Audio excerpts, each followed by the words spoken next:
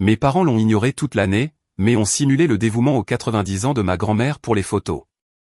Pourtant, elle m'a appelé, moi elle, aide ménagère, et a prononcé des mots qui ont effacé leur sourire hypocrite. La bannière au-dessus du fauteuil roulant de ma grand-mère proclamait « Dévouée » en lettres d'or.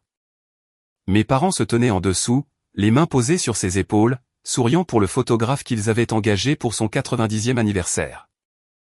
Aucun d'entre eux ne lui avait rendu visite une seule fois cette année-là. Je le savais, car c'était moi qui lui préparais ses repas, la conduisais à ses rendez-vous et dormait au bout du couloir, l'oreille aux aguets au cas où elle tomberait.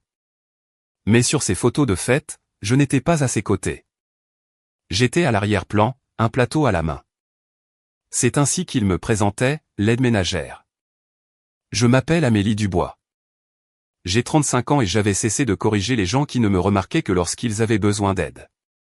Puis m'aimais à regarder au-delà du sourire parfait de mon père, au-delà des perles de ma mère, et à tapoter la vieille chaise à côté d'elle, celle que personne n'avait touchée depuis la mort de grand-père. Amélie, dit-elle doucement, assieds-toi ici. Et ce qu'elle a dit ensuite a fait s'effacer le sourire de mon père avant que le photographe ne puisse prendre une autre photo. Je vais vous raconter ce qu'elle a dit. Je vais tout vous raconter. La chaise, la maison, les 8000 €. L'après-midi où un responsable des titres de propriété a tourné un écran d'ordinateur et où toute la pièce est devenue silencieuse.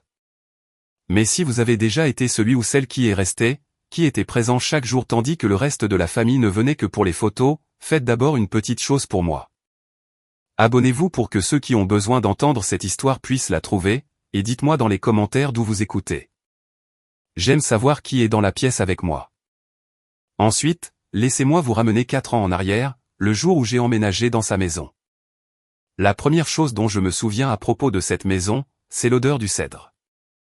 Elle émanait du bois d'un vieux fauteuil à bascule que mon grand-père avait construit. Avec le temps, cette odeur s'était imprégnée dans la cuisine, jusqu'à ce que toute la pièce sente légèrement la forêt par temps froid. On finissait par ne plus la remarquer. Et plus tard, quand tout le reste avait disparu, c'était la seule chose qui restait. La chose qui pouvait me ramener dans cette cuisine en une seule inspiration. Chaque matin, je préparais le café dans cette cuisine. 2 tasses, une pour moi, une pour Mémé, avec une goutte de crème qu'elle faisait semblant de ne pas vouloir. Je disposais ces pilules dans le petit bol bleu, les comptais avec mon doigt, et j'apportais les 2 tasses à la table près de la fenêtre. Elle avait 90 ans ce printemps-là, mais la plupart du temps, elle se réveillait avant moi. « Assieds-toi 1 minute, disait-elle en tapotant la table. Le café peut attendre. Alors je m'asseyais. La tasse était chaude dans mes mains, la lumière du matin entrait, basse et jaune, et elle regardait le fauteuil à bascule dans le coin, comme certains regardent la photo d'un être cher disparu. Nous avions notre rythme, toutes les deux. Elle me racontait les histoires que j'avais déjà entendues, puis les racontait à nouveau. Je lui lisais la rubrique nécrologique parce qu'elle aimait savoir qui était parti, et la météo parce qu'elle aimait la contester. Quand ses mains étaient douloureuses, je boutonnais son gilet.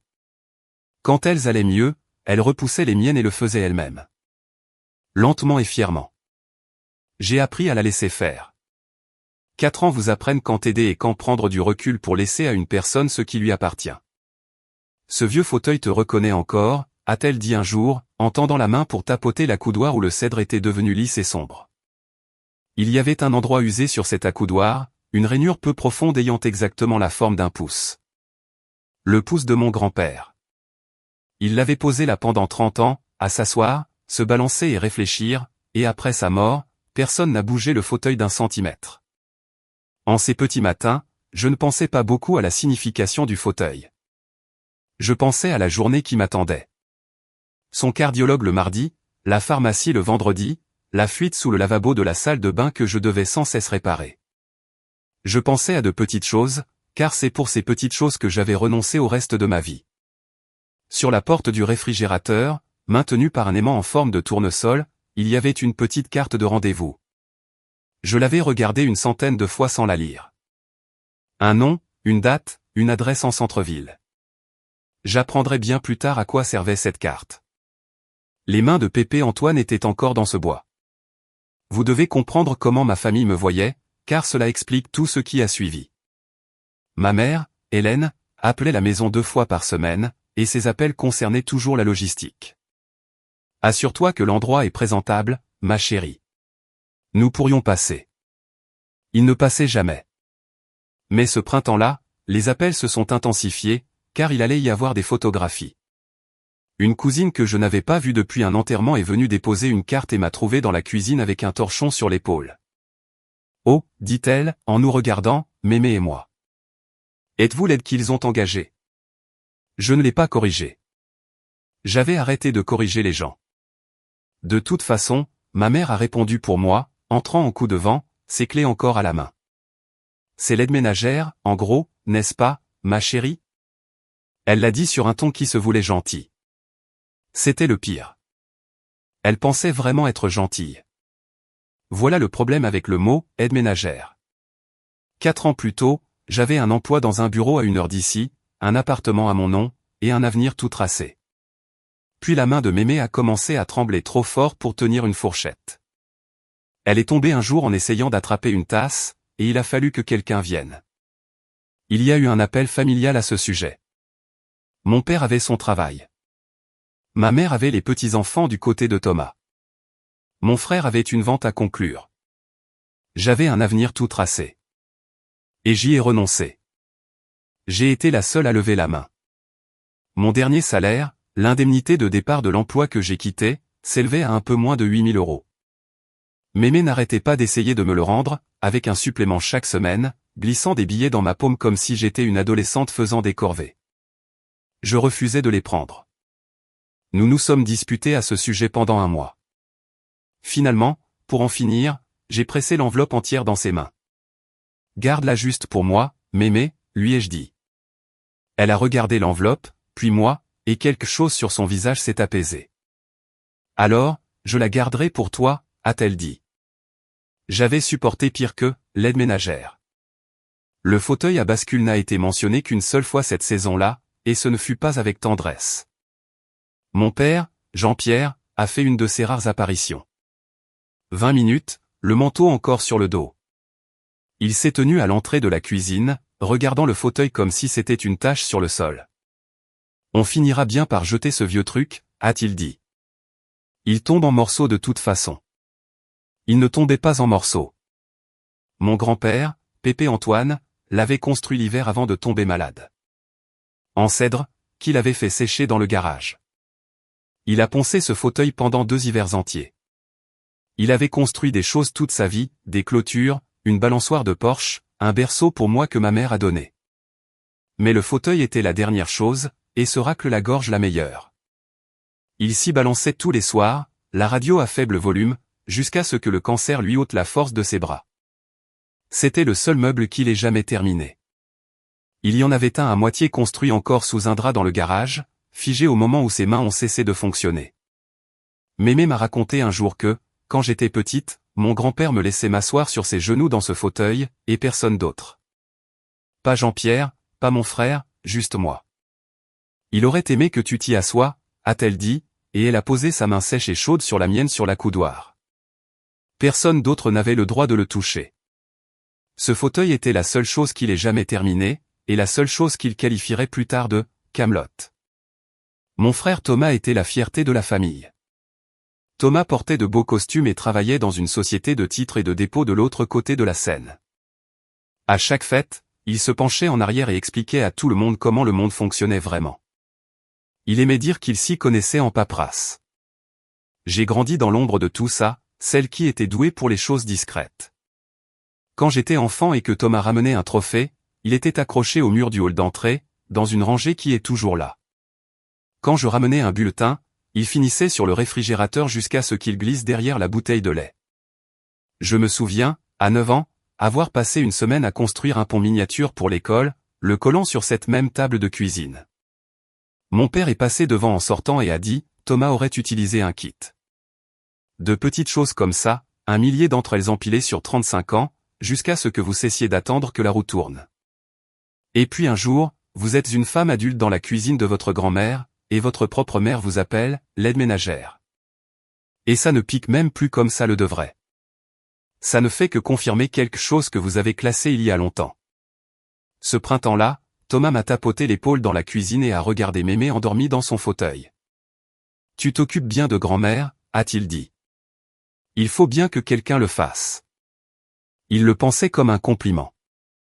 Je vous dis ça pour que vous compreniez. Aucun d'eux n'était mal intentionné.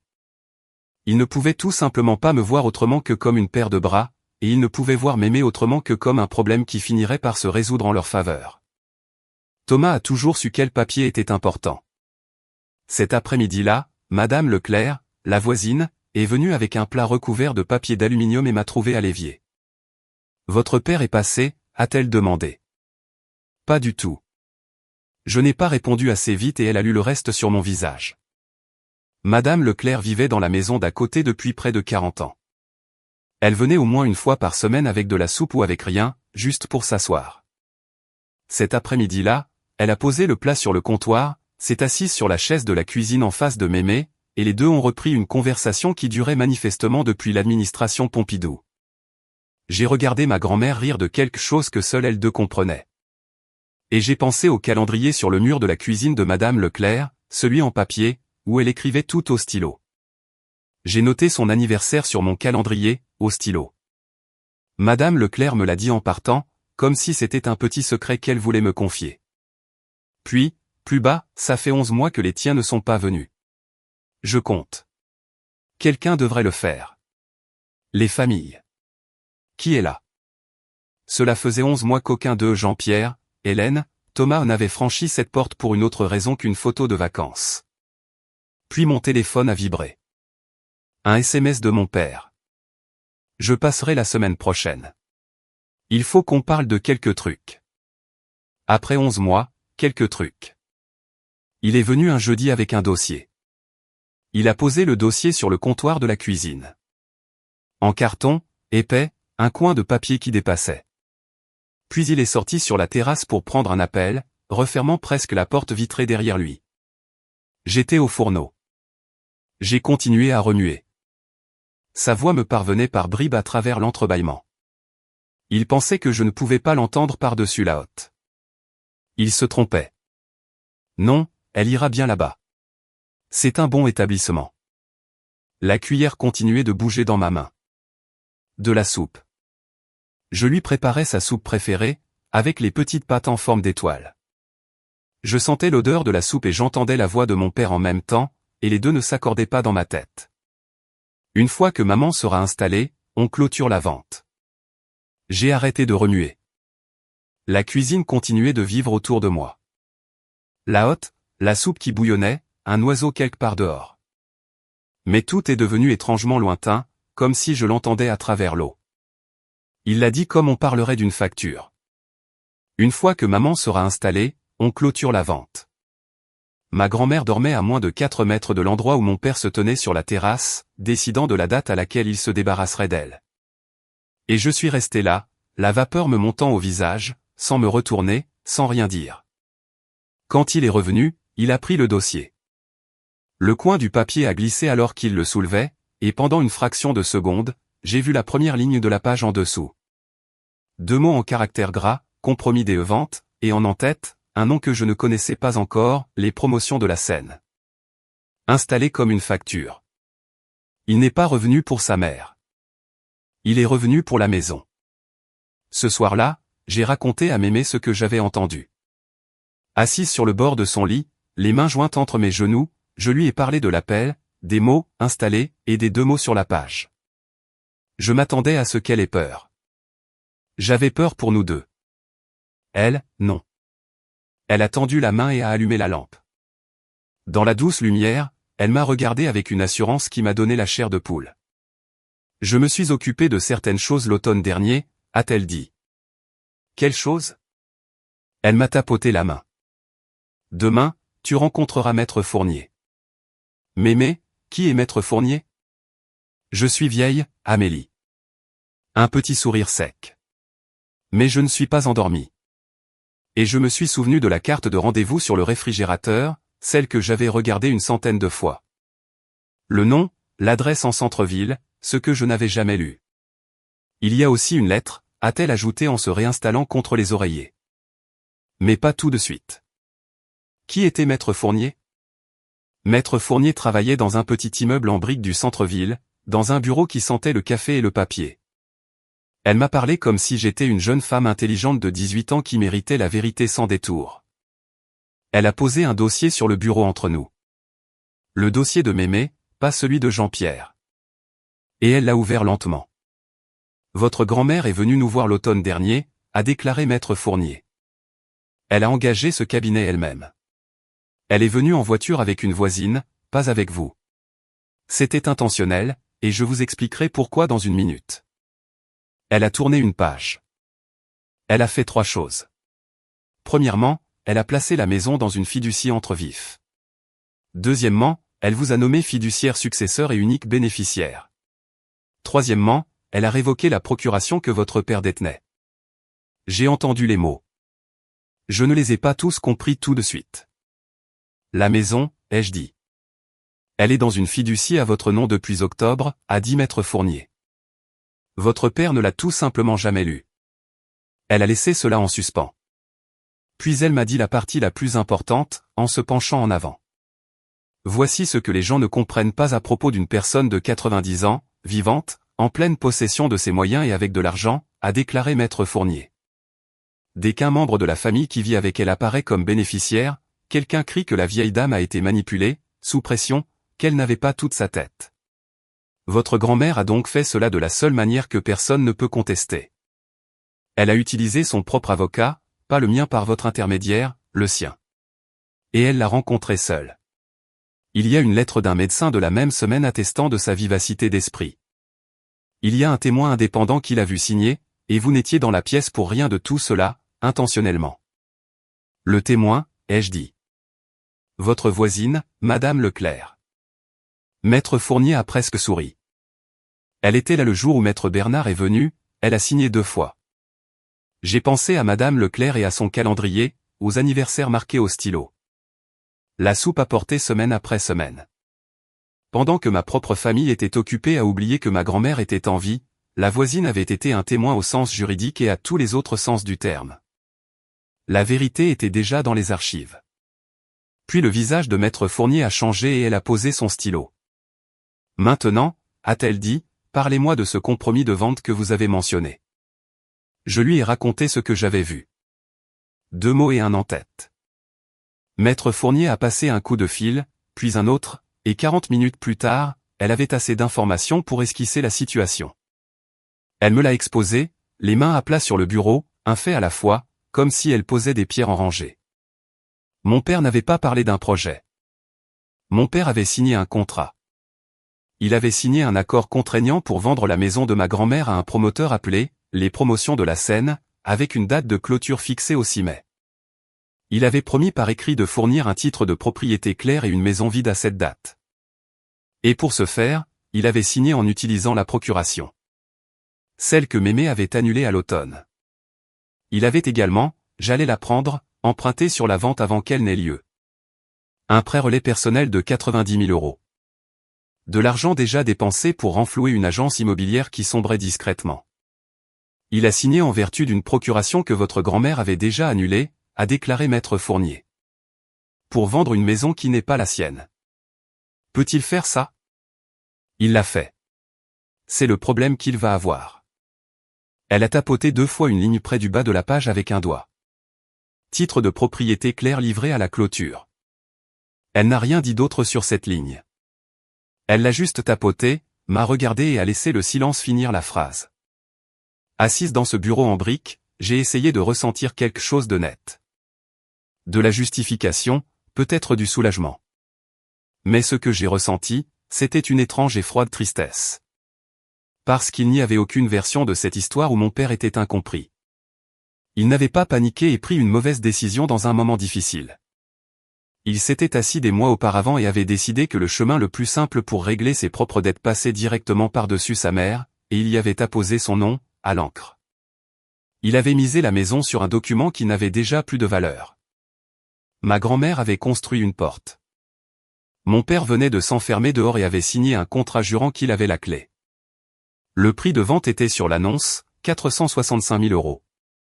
Assise dans ma voiture devant le bureau de maître Fournier, j'ai regardé le chiffre sur mon téléphone et j'ai senti le froid se répandre depuis mon estomac. 465 000 € pour la maison avec le fauteuil en cèdre et la rainure usée par le pouce d'un homme mort. Mon père avait déjà dépensé de l'argent qu'il n'avait pas sur la base de cette vente. Plus j'examinais la situation, plus son cas s'aggravait. L'agence en difficulté, le prêt à échéance, un homme à court de solutions. J'ai rappelé Maître Fournier avec une seule question. Pourquoi était-il si pressé? Parce qu'il a besoin que la maison soit vide d'ici le printemps, sinon il est ruiné, a-t-elle dit simplement. Et votre grand-mère est la seule chose qui se trouve dans cette maison. Le printemps était dans 8 semaines. Quelques jours plus tard, je suis passé devant la voiture de mon père dans l'allée. Le coffre était ouvert et, sur un sac de sport, il y avait une brochure sur papier glacé. Un endroit appelé « Les Jardins d'Éden ». Des inconnus souriant aux cheveux gris sur une pelouse. Ils avaient déjà choisi où ils allaient la placer. Ma mère a abordé le sujet doucement, autour d'un thé qu'elle a préparé dans la cuisine de ma grand-mère, comme si elle était chez elle. Nous avons regardé les jardins d'Éden, a dit Hélène, en roulant ses deux mains autour de sa tasse. C'est charmant, ma chérie. Ils ont des activités, un jardin. Elle a fait une pause pour ce qu'elle pensait être la partie gentille. C'est un peu plus de 6 000 € par mois, mais ton père et moi pensons que ça en vaut la peine pour elle. Voici ce qu'aucune de nous n'a dit à voix haute, mais ce que je savais maintenant, et elle non, avec la procuration annulée et l'esprit de ma grand-mère aussi vif qu'un rasoir, il ne pouvait la déplacer nulle part où elle ne voulait pas aller. Ni au jardin d'Éden, ni ailleurs. Tout ce plan bien ficelé était un château de sable, et ma mère était assise dans la cuisine de ma grand-mère à décrire le jardin. J'ai gardé un visage impassible. J'ai gardé le sourire au coin des lèvres, là où il devait être. J'ai pensé à ma grand-mère dans la pièce à côté, qui ce matin même avait récité un poème entier qu'elle avait mémorisé enfant, juste pour prouver à Madame Leclerc qu'elle en était encore capable. J'ai pensé aux mots « activité » et aux inconnus souriant sur la brochure dans le coffre de la voiture. Et honnêtement, a poursuivi Hélène en me tapotant le poignet, tu as tellement sacrifié, ma chérie. Laisse-nous prendre le relais. Une partie de moi, celle qui était encore une enfant glissant son bulletin scolaire derrière la bouteille de lait, voulait que ma mère le pense vraiment. Elle ne le pensait pas. Elle a dit, nous, comme si elle avait déjà mis les pieds ici. Jean-Pierre veut parler chiffres avec toi, a-t-elle ajouté en prenant son sac à main. Ta part. Ma part d'une maison qui n'était pas à eux. Elle a dit, nous, comme si elle avait déjà été là. 2 jours plus tard, mon père a fait glisser un chèque sur la table de la cuisine. Il était de 8 000 €. Il était venu seul, de bonne humeur. Le genre de calme généreux que les hommes affichent quand ils ont décidé d'être justes. Il voulait que je signe une courte renonciation, abandonnant toute réclamation, acceptant de déménager avant la vente. En échange, le chèque. 8 000 €, Amélie, a-t-il dit en le tapotant avec 2 doigts. C'est généreux, considérant. Considérant quoi, il n'a pas dit. Considérant que j'étais l'aide ménagère, qu'il était l'héritier et que j'étais une complication qui devait quitter les lieux. J'ai regardé le chèque un long moment. Il l'avait rédigé à l'avance. De son écriture soignée de courtier, la virgule bien alignée. Il avait décidé de ma valeur, l'avait arrondi et l'avait posé sur la table comme un homme faisant une bonne action. 8 000 €. J'avais déjà entendu ce chiffre dans cette cuisine, il y a 4 ans, avec une enveloppe à la main et la voix de ma grand-mère disant qu'elle le garderait pour moi. Je n'ai pas fait le lien à ce moment-là. C'était juste un chiffre qui sonnait faux, qui s'accrochait à quelque chose, et je l'ai laissé passer. Je ne lui ai pas parlé de la fiducie. Je n'ai pas élevé la voix. J'ai repoussé le chèque d'1 centimètre sur la table et j'ai croisé les mains. Je vais y réfléchir, ai-je dit. Je leur ai dit que j'allais y réfléchir. Je ne le ferai pas. Avant de continuer, je veux vous demander quelque chose, car c'est exactement à ce moment que j'aimerais savoir ce que vous feriez. Si votre propre père faisait glisser 8 000 € sur la table pour vous faire disparaître discrètement avant de vendre la maison de la femme pour qui vous avez tout sacrifié, le prendriez-vous ou tiendriez-vous bon? Dites-le moi dans les commentaires. Je les lis. Maintenant, revenons à nos moutons. Il pensait que 8 000 € achetaient mon silence. Ma grand-mère avait déjà acheté mon avenir avec ces mêmes 8 000 €, même si je ne le savais pas encore. Après cela, mon père a commencé à passer avec des dossiers. Pas un seul dossier. Une rotation de dossiers, glissés sous son bras, posés sur les comptoirs, ouverts et fermés. Il passait juste, voir maman, et passait ensuite 40 minutes sur la terrasse avec son téléphone. Mon frère Thomas venait aussi, et il avait une habitude que j'ai remarquée et gardée en mémoire. Il aimait mettre de l'ordre. Il redressait la pile de courriers sur la table du hall. Il feuilletait le dossier que son père laissait. « Je garde juste les papiers en ordre, Serette », a-t-il dit un jour, me surprenant à le regarder. Je savais ce qu'il ne savait pas. Je savais. C'est une chose étrange à porter en soi.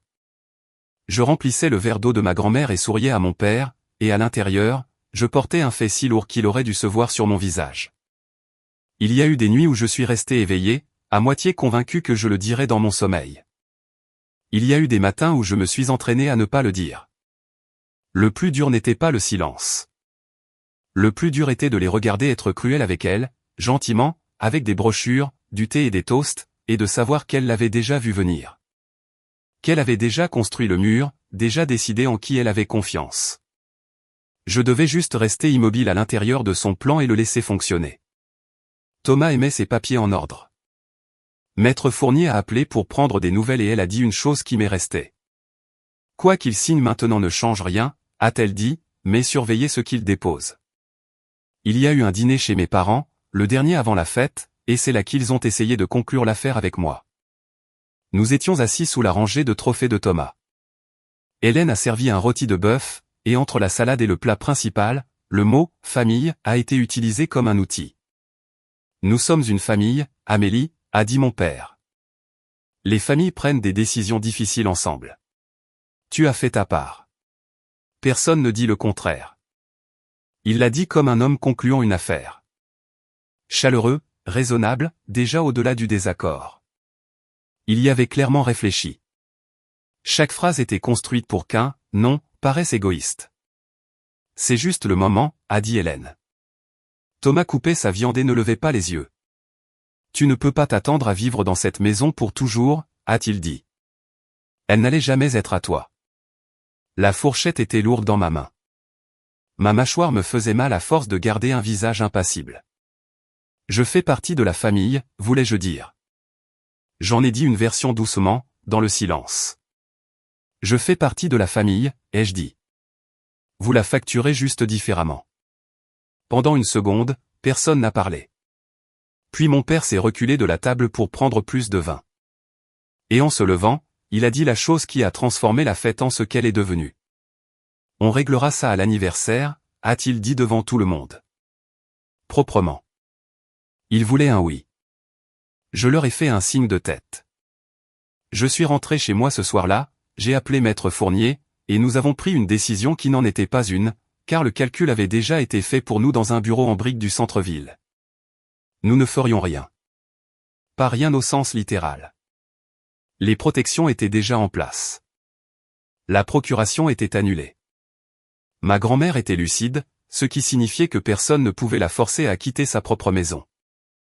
La maison était à elle, dans une fiducie qui me revenait. Toutes les actions bruyantes que mon père pouvait entreprendre revenaient à pousser une porte verrouillée du mauvais côté. Nous ne nous battons pas, a dit Maître Fournier. Nous laissons le calendrier faire son travail. La loi est déjà de son côté. J'ai donc marqué le calendrier dans ma propre cuisine. La fête fin mars et la clôture, l'échéance de mon père, le jour où tout son pari arriverait à terme, encerclé en mai. Le 6. 2 dates, à des semaines d'intervalle, se faisant la course, et une seule d'entre elles avait la vérité de son côté. Cette semaine-là, mon père a appelé, les promotions de la scène, si souvent que j'ai perdu le compte. Je le voyais sur la terrasse, le téléphone à l'oreille, tapotant l'écran entre les appels comme s'il lui devait quelque chose. Tout le monde comptait les jours jusqu'au 6. Seul moi savais ce que ce jour contenait réellement. Une semaine avant la fête, ma grand-mère m'a demandé de m'asseoir dans le fauteuil à bascule. C'était en fin d'après-midi. L'odeur de cèdre était épaisse dans la lumière chaude, et elle m'avait fait rapprocher son fauteuil roulant. Sur ses genoux se trouvait une enveloppe scellée. « Je veux que tu acceptes une responsabilité », a-t-elle dit. Maître Fournier appelle ça être la fiduciaire successeur. C'est une façon élégante de dire que, quand je ne serai plus là, c'est toi qui décideras de ce qui arrive à cette maison. Je veux que ce soit toi. Je n'ai pas répondu tout de suite. J'aurais dû simplement dire oui. Mais l'enfant en moi, celle qui avait passé 35 ans à attendre qu'une famille change d'avis, a dit quelque chose de plus petit. Je n'arrête pas de penser qu'ils vont changer, ai-je dit. Si seulement. Si j'en fais assez, si je ne fais pas de vagues, peut-être qu'ils. Ils ne le feront pas, ma chérie. Elle l'a dit sans cruauté, ce qui était pire. J'aime mon fils. Je l'ai porté, et je l'ai regardé pendant 60 ans choisir la facilité plutôt que la justice. Et je ne vais pas prétendre, en partant, que je ne l'ai jamais vu. Elle a laissé cela en suspens. Toi. Je n'ai jamais eu à me poser de questions. Tu es juste venu. Puis elle a tendu l'enveloppe. Sur le devant, de son écriture soignée, il était écrit, pour Amélie. Ce que j'ai gardé. Ne l'ouvre pas avant d'y être obligé, a-t-elle dit. Tu sauras quand. J'ai pris l'enveloppe. Le papier était rugueux sous mon pouce. Tu es resté, a dit ma grand-mère. C'est toute la preuve dont j'ai jamais eu besoin. Elle m'a choisi, par écrit, pas lors d'une fête. Le lendemain matin, seul dans la maison, je me suis assise dans le fauteuil de mon grand-père pour la première fois de ma vie. Je ne sais pas pourquoi c'était ce matin-là. Mémé dormait au bout du couloir. Les papiers d'acceptation que maître Fournier avait laissés étaient sur la table de la cuisine avec un stylo, et le fauteuil était juste là. Le cèdre, devenu lisse et sombre, la rainure usée par un pouce qui n'était plus là. Je me suis assise lentement, comme si le bois pouvait s'y opposer. Il ne l'a pas fait. Il m'a accueilli comme il l'avait accueilli. Et ce que je portais en moi depuis ce jour au fourneau est remonté d'un coup, et je me suis laissé pleurer. Une fois, la main posée à plat sur l'accoudoir, sur l'endroit usé, ajustant mon propre pouce dans la rainure qui n'était pas la mienne et qui n'était plus la sienne non plus. Puis je me suis essuyé le visage, je suis allé à la table et j'ai signé. D'accord, Pépé Antoine, ai-je dit à la cuisine vide. D'accord, Mémé. L'enveloppe scellée était à côté des papiers, toujours fermés. Pour Amélie. Ce que j'ai gardé. J'ai signé dans son fauteuil et je me suis laissé pleurer une fois. Une partie de ce qui s'est passé ce mois-là, je ne l'ai apprise que plus tard, de maître Fournier, assise dans le même bureau en briques, après que tout soit terminé. Pendant que je signais des papiers dans le fauteuil de mon grand-père, mon père était au téléphone, suppliant les promotions de la scène d'obtenir une prolongation, sans succès. Les avocats du promoteur se montraient de plus en plus fermes. Et quand mon père a cherché les documents de la succession de ma grand-mère la fiducie, les termes, ce qui lui aurait tout révélé, il s'est heurté à un mur. Le cabinet a refusé de les lui remettre car le client n'était pas lui. Il était si certain d'être l'héritier qu'il ne lui était jamais venu à l'esprit de demander qui il était réellement. Et mon frère Thomas, cet homme discret et ordonné, commençait à avoir une idée. Le genre d'idée qu'un homme a quand la ruine de son père est aussi la sienne. Quand il a co-signé des choses qu'il n'aurait pas dû, quand il travaille quelque part avec un tampon de notaire et le sentiment que la paperasse n'est qu'une histoire que l'on raconte de manière assez convaincante. Il ne l'avait pas encore mis sur papier. Il le ferait. Il se noyait déjà. Il se contentait de sourire au fait. Je m'étais engagé en privé. Ils étaient sur le point de se produire en public. La fête avait une fontaine de chocolat. Je veux que vous l'imaginiez comme les invités l'ont vu, une tente de jardin louée, des nappes blanches, 30 personnes qui n'avaient pas appelé ma grand-mère depuis des années, tenant de petites assiettes, la bannière au-dessus de son fauteuil roulant, dévoué, en or. Commandé en ligne et accroché ce matin-là par un homme sur une échelle, et un photographe que mes parents avaient payé, plaçant les gens, disant à tout le monde de se rapprocher. Je portais un plateau de punch. J'étais debout depuis 5 heures du matin à préparer la maison pour des gens qui n'y avaient jamais mis les pieds. Je lui avais coiffé les cheveux comme elle les aimait. J'avais repassé le chemisier qu'elle avait choisi. Et puis les parents sont arrivés, le photographe est arrivé, et je suis devenu un meuble. Un meuble utile, celui à qui on demande d'aller chercher des choses. Une femme que je reconnaissais à moitié m'a attrapé le coude. « Oh, vous êtes l'aide ménagère, n'est-ce pas, ma chère ? Pourriez-vous aller chercher plus de serviettes ?» Ma mère, à proximité, a souri et ne l'a pas corrigé. Et je suis allé chercher les serviettes. Et quelque part là-dedans, un flash d'appareil photo m'a surprise à l'arrière-plan d'une photo légendée plus tard avec le mot « famille ». Madame Leclerc était là, dans son beau gilet. Elle a regardé la bannière, puis le photographe qui arrangeait les mains de mes parents sur les épaules de ma grand-mère, et elle a fait un petit signe de tête négatif, destiné uniquement à moi. Dévoué, en or. 11 mois trop tard. Puis mon père s'est levé et a tapoté son verre. Il voulait porter un toast. Il a dit qu'il voulait régler quelque chose devant tout le monde, avec amour. Il avait l'attention de la salle. Il avait le sourire des photographies. Maman a 90 ans, a-t-il dit, d'une voix chaleureuse et expansive, et s'occuper de quelqu'un de son âge, c'est beaucoup. Alors Hélène et moi, nous lui avons trouvé un endroit où elle sera bien soignée. Un endroit merveilleux. C'est le moment. Il y a eu un doux murmure d'approbation. Quelqu'un a dit combien elle avait de la chance. Le photographe a levé son appareil. Mon père a levé son verre vers ma grand-mère comme si elle avait déjà quitté la pièce. Il a porté un toast à sa santé comme si elle était déjà partie. Et ma grand-mère, dans son fauteuil roulant, a posé son propre verre sur la table avec un petit clic délibéré. Elle a regardé au-delà du sourire parfait de mon père, au-delà des perles de ma mère. Elle a tendu la main et a tapoté le siège du fauteuil à bascule à côté d'elle. Le fauteuil de mon grand-père, celui que personne n'avait touché depuis des années, celui qu'elle avait insisté pour qu'il sorte sous la tente. « Amélie, dit-elle doucement. Assieds-toi ici, juste ici. » Le silence s'est fait peu à peu sous la tente, comme il se fait dans une pièce qui ne sait pas encore pourquoi. J'ai posé le plateau. J'ai traversé l'herbe. Je me suis assise dans le fauteuil à côté d'elle, et elle a pris ma main. Et puis elle a parlé à l'assemblée d'une voix qui ne tremblait pas. Ces deux-là ont engagé un photographe, a dit ma grand-mère, pour une femme avec qui ils ne se sont pas assis depuis 1 an. Elle a laissé cela faire son effet. Amélie me prépare mon souper tous les soirs. Le photographe a baissé son appareil. Puis elle a tourné la tête légèrement vers mon père, et elle a dit le reste d'une voix qui lui était destinée, mais assez forte pour que tout le monde entende. Je sais exactement ce que tu prévois, Jean-Pierre, et je suis beaucoup moins confuse que tu ne l'as dit à tout le monde. C'est à ce moment-là que son sourire a disparu. Il n'est pas tombé lentement. Il était là. Et puis il n'était plus là. Comme une lumière éteinte. Et en dessous, il y avait un visage que je ne lui avais jamais vu faire en public. Pris sur le fait, calculateur, effrayé. Il ne pouvait pas discuter avec elle. Discuter, c'était admettre qu'il y avait quelque chose à discuter devant 30 personnes et une bannière qui disait « dévoué ». Alors il est resté là, avec son sourire figé et son verre levé, et de l'autre côté de la tente, la main de ma mère étalée à ses perles. Il a cherché son téléphone dans sa veste, là à moitié sorti pour appeler quelqu'un, pour vérifier quelque chose. Et puis il l'a remis.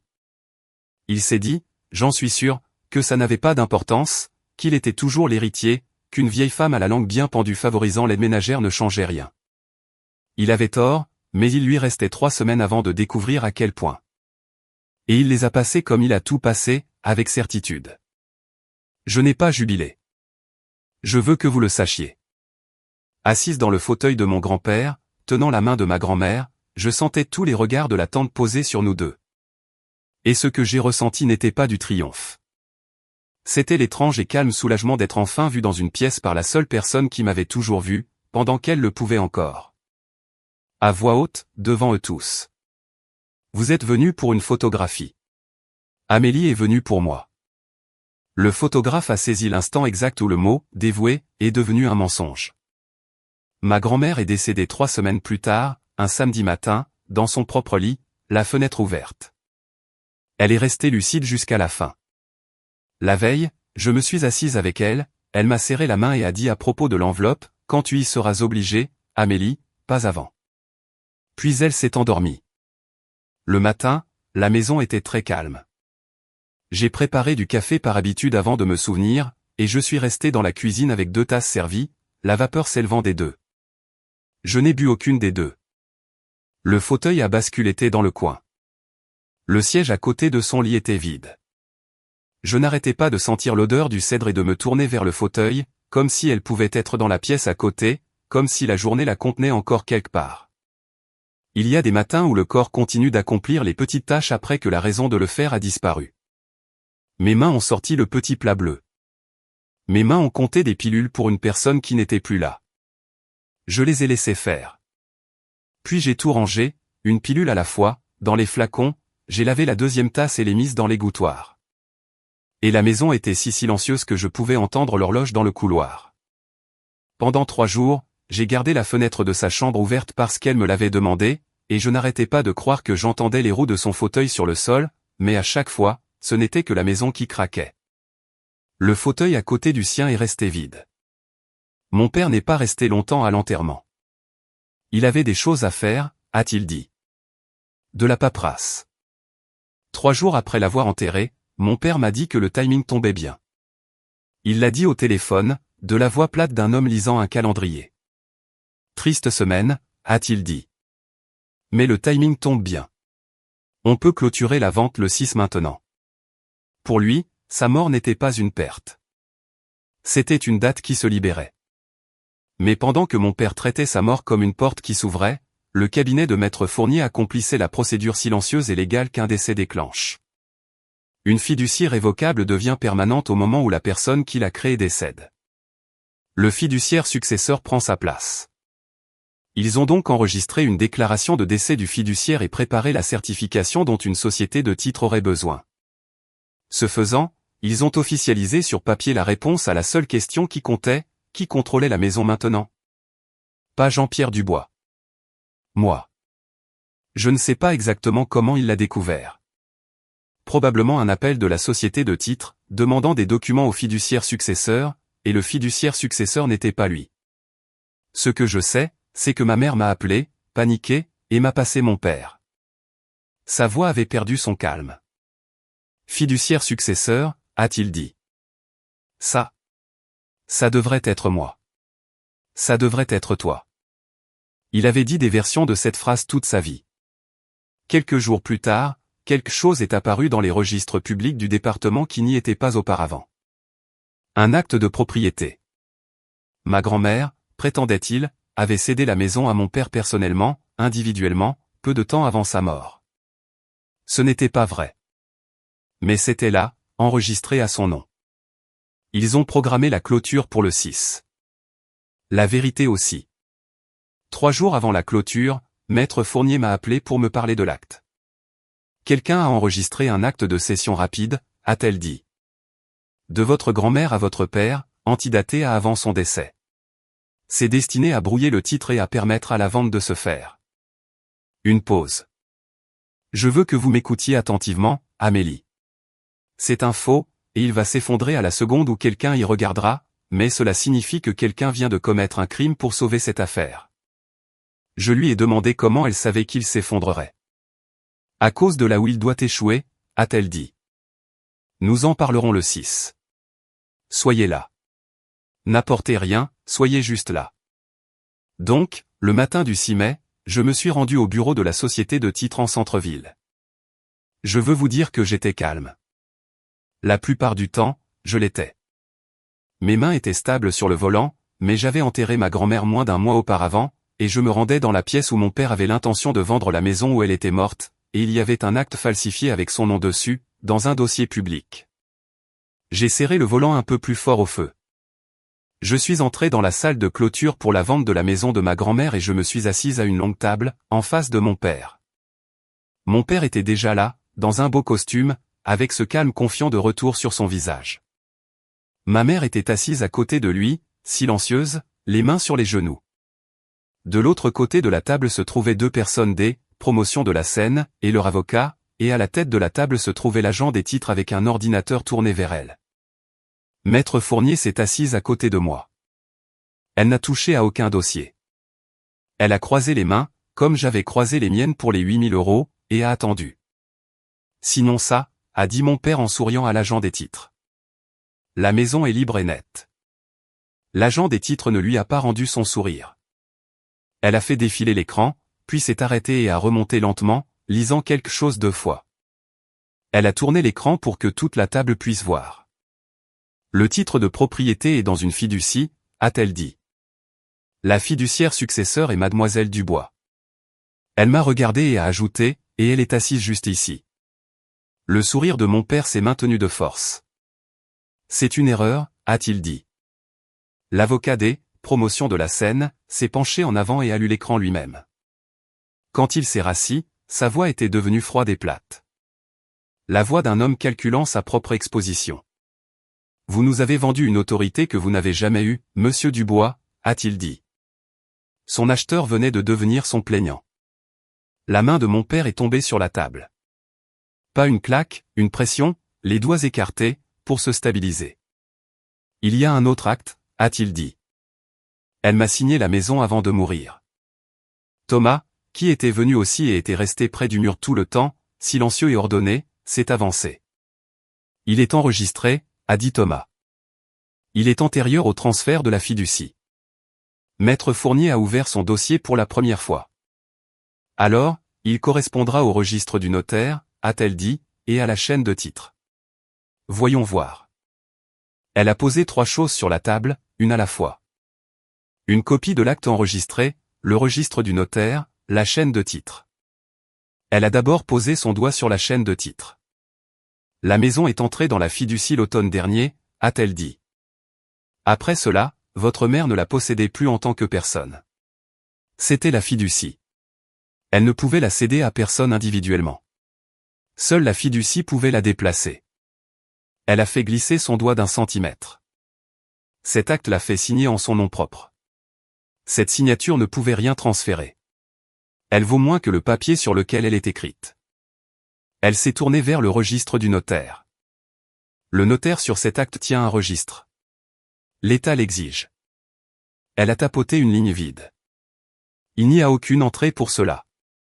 Aucune. Rien n'a été notarié cette semaine-là. Mon frère Thomas est devenu aussi blanc que la nappe. Mon père a tenté sa dernière carte. Elle n'allait pas bien, a-t-il dit. À la fin, elle était confuse. Quelqu'un l'a manipulée. Non. Maître Fournier n'a pas élevé la voix. Elle a fait glisser une autre feuille sur la table.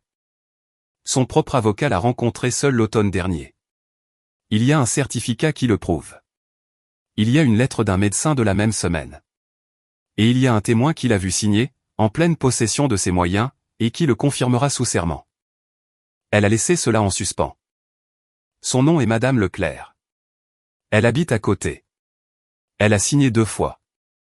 Elle ne pouvait pas céder ce que la fiducie détenait déjà. La pièce est devenue silencieuse. Ce n'était plus mon père de l'autre côté de la table. Je veux être honnête à ce sujet, car c'est le moment où tout a changé pour moi. L'homme qui appuyait sa main à plat sur la table pour l'empêcher de trembler était Jean-Pierre Dubois, un courtier qui avait apposé son nom sur une procuration qu'il savait annuler, puis l'avait signée à un acheteur, et quand cela a échoué, avait produit un faux document officiel. Le mot « père » ne lui convenait pas dans cette pièce. J'ai cessé de l'utiliser, même dans ma tête. Jean-Pierre Dubois a regardé les 3 papiers devant lui. Puis il a perdu son calme. Il s'est levé si vite que sa chaise a grincé. Il a dit que c'était un coup monté. Il a dit que la vieille femme avait été montée contre lui. Il m'a pointé du doigt, puis Maître Fournier, et sa voix a grimpé et s'est brisée. Ma mère a posé la main sur sa manche, il l'a secouée. L'avocat des promotions de la Seine parlait déjà doucement dans son téléphone. L'agent des titres mettait déjà l'acte falsifié dans un dossier séparé. Je n'ai rien dit. Je suis resté assis sur ma chaise, les mains croisées, et j'ai regardé l'affaire mourir, j'ai regardé un faux enregistré se transformer en renvoi au pénal, et j'ai regardé mon frère fixer un registre de notaire qui ne contenait pas son mensonge. Tout s'est dénoué à partir de là, dans le langage plat des conséquences. Le procès de l'acheteur pour fraude. Le prêt-relais sans maison derrière. La licence de courtier qui ne survit pas à la signature de votre nom sur un acte que vous avez falsifié. Ma mère, qui avait décrit le jardin, assise très immobile, les mains sur les genoux, regardant l'homme qu'elle avait défendu s'effondrer dans une pièce pleine d'inconnus et apprenant en temps réel exactement ce qu'elle l'avait aidé à tenter d'obtenir. Rien de tout cela n'a nécessité que j'élève la voix. Je n'ai rien dit. Les papiers l'ont fait. Mon père a perdu la maison le temps d'imprimer un rapport de titre. Si vous êtes arrivé jusqu'ici avec moi, alors cette dernière partie est pour vous. Et je veux vous demander une chose avant de la raconter. D'où que vous écoutiez, si vous avez déjà été celui ou celle qui est resté, celui ou celle qu'on ne voyait que lorsqu'on avait besoin de quelque chose à transporter, parlez-moi dans les commentaires. Je lis tout le monde. Et si cette histoire vous a trouvé au bon moment, abonnez-vous. Pour qu'elle puisse trouver la prochaine personne aussi. Alors restez avec moi. Il y a encore une chose que ma grand-mère a laissée et que je n'avais pas encore ouverte. Dans les semaines qui ont suivi, tout s'est effondré pour eux, comme Maître Fournier l'avait dit, mais plus lentement. Le procès du promoteur a été le premier à tomber. Puis le pré-relais sans maison derrière est devenu un gouffre dont mon père ne pouvait sortir. L'acte falsifié a suivi le chemin des actes falsifiés. Et mon frère Thomas, le discret, a appris qu'un professionnel des titres et des dépôts qui enregistre un document falsifié ne peut pas garder sa carrière ni rester du bon côté d'une salle d'audience. La licence de mon père a été examinée. Aucune de ces choses ne s'est terminée rapidement. Certaines ne sont même pas encore terminées aujourd'hui. Mais elles ont toutes commencé. Et elles ont toutes commencé à cause de 3 feuilles de papier sur une longue table. Ma mère a appelé une fois. Elle voulait que je comprenne qu'elle n'était pas au courant de l'acte. Probablement pas. Cela ne changeait rien au jardin qu'elle avait décrit ni au « nous » qu'elle n'avait jamais mérité. Je n'ai pas répondu la deuxième fois. Je n'ai pas besoin qu'il paie. Les papiers l'ont déjà fait. La maison était calme maintenant, elle était à moi, et elle sentait toujours le cèdre. J'ai ouvert l'enveloppe un jeudi, assise dans le fauteuil à bascule, la lumière de l'après-midi entrant, basse et jaune, comme tous ces matins. Le cèdre était dans le bois sous mes mains. La maison était calme autour de moi. Le bon genre de calme maintenant. Celui qui vous appartient. J'ai retourné l'enveloppe. L'écriture soignée de ma grand-mère, pour Amélie. Ce que j'ai gardé. J'ai brisé le sceau. À l'intérieur se trouvait une lettre. Et je vais vous la lire comme elle l'a écrite, car c'est elle qui a le dernier mot, pas moi. Amélie, si tu lis ceci, c'est que je suis parti. Et tu as finalement dû l'ouvrir, ce qui signifie que tu as attendu comme je te l'avais demandé. Bonne fille. Je veux que tu saches que j'ai tout vu. Les dîners, les pilules dans le plat bleu, les nuits où tu as dormi d'une oreille. J'ai vu qui est venu et qui n'est pas venu. Et ne les laisse jamais réécrire ça avec une photographie. La maison est à toi. Je l'ai fait avec soin pour que personne ne puisse la reprendre. Et je suis désolé qu'il ait fallu tant de paperasse pour quelque chose de si simple. Une maison, ce n'est que du bois de toute façon. C'est toi qui étais le foyer. Prends soin du fauteuil de ton grand-père. Ils te diront que c'est de la camelote. Il vaut plus que la maison. Ne les laisse pas le jeter. On a frappé à la porte pendant que je lisais.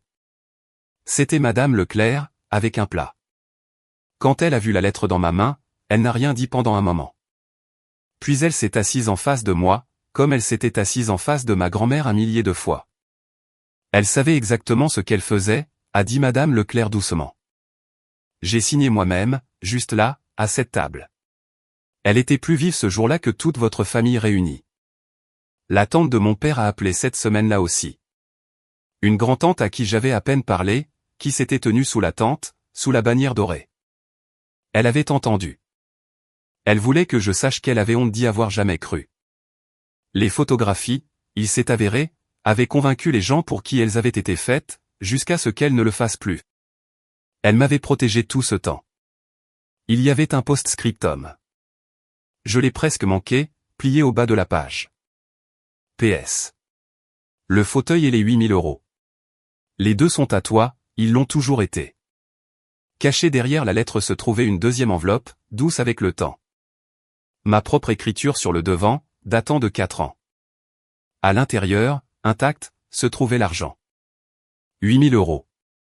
Les mêmes 8 000 € que j'avais pressés dans ses mains dans cette cuisine, lui disant de les garder. Les mêmes 8 000 que mon père avait fait glisser sur la table pour me faire disparaître, les qualifiant de généreux, de ma juste part. C'était mon propre argent depuis le début. Il m'avait offert un chèque du montant exact que ma grand-mère avait gardé en sécurité pour moi pendant 4 ans, dans une enveloppe à mon nom, en attendant. Il pensait m'acheter. Il me rendait la chose même que je lui avais confiée. Le dernier vestige de la vie que j'ai abandonné pour venir m'asseoir à cette table près de la fenêtre. Elle l'avait gardé parce qu'elle savait qu'un jour, ils essaieraient de me mettre un prix, et elle voulait que je voie de ma propre main à quel point leur chiffre était petit à côté de ce qu'elle avait protégé. J'ai dû poser la lettre. J'ai lu le reste debout, près de la fenêtre, car je ne pouvais pas le faire assise dans son fauteuil.